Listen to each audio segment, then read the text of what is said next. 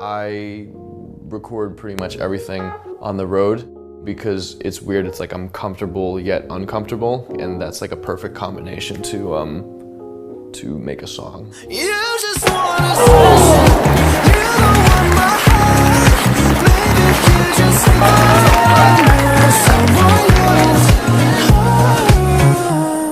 I'm calling the album Voice Notes because I use this is like my #1 songwriting tool. I record instruments, I record shakers and pianos on here, and I put them directly into the session. Attention was like the first song for the album, and it started out as this like really sad, depressing piano ballad, as most of my songs start out as, and then they become groovy, fun pop songs.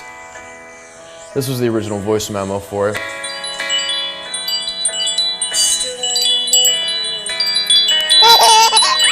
So depressing. Then it became a little bit more exciting. I wonder if this is the track here.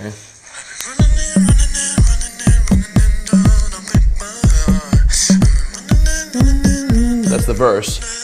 And that just popped into my head, and it's so much easier for me to do that than write E flat, E, okay, treble clef, E flat, E flat. I don't even honestly know how to do it. I just have it in my head and I record it, and then it just goes into a Pro Tools session.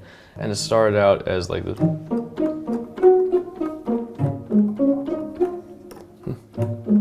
Like something sneaky. And then I was like, it sounds really stupid. It sounds like a Disney movie, so I replaced it with this guitar here. Which is me playing the notes individually on the iPhone and then layering them with this. All the waveforms are cut up individually, and I play them twice. The E flat dun dun and the B flat boom boom, and then I pan them, and then they become this nice little stereo image, and it kind of sounds like I know how to play guitar. I added this Rhodes, and this was originally the verse, and I was like, it's too vibey to be the verse. The verse should just be like that melody that I had on my phone.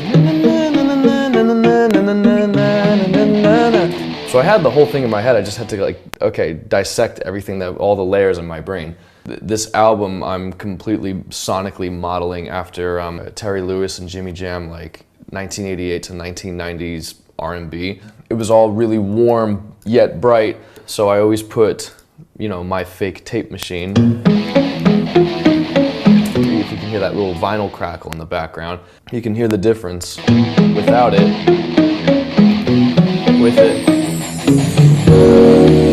And then you have like the classic sweeps to create the energy, and everyone's like, oh my god, here comes my least favorite word in music, but like, here comes the drop, oh my god, here comes the drop, And then I don't give them the drop, I give them the anti-drop.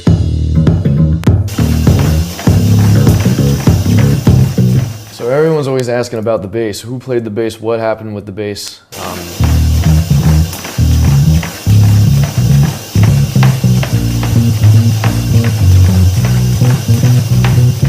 I was obsessed with disco and how bad it sounded, but like the cool elements of it, like, you know,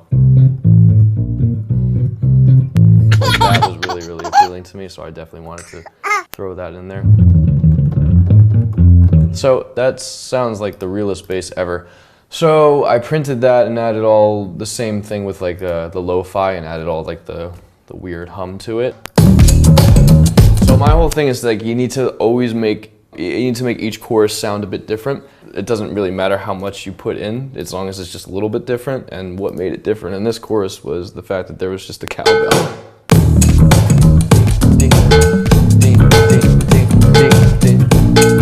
And I pitched it up. So you have the very groundbreaking lyric, "What are you doing to me? What are you doing?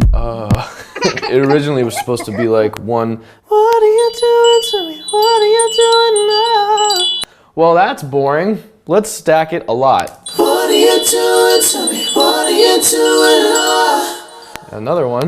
What are you doing to me? What are you doing now? And it doesn't sound like anything's changing, but it actually is becoming thicker. What are you doing to me? What are you...